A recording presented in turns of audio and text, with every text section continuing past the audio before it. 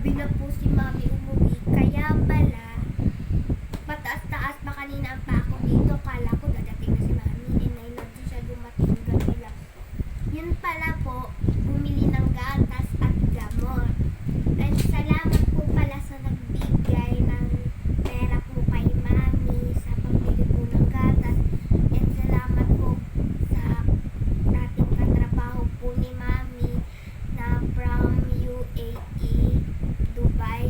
Salamat po pala at pinadala niyo po si Mami ng pambili po ng gatas. Pinag-iipunan po talaga to ni Mami. And po sa boss ni Mami, salamat din po at salamat din po sa boss ni Mami at nagbigay din po siya sa akin and dinagdag niya lang po dito yung sa pambili ng gatas at gamot po. Salamat po. And bago ko po i-reveal ang presyo, guys, gusto niyo po bang malaman kung magkano tong presyo? Ito na. Ito po yung sa gatas.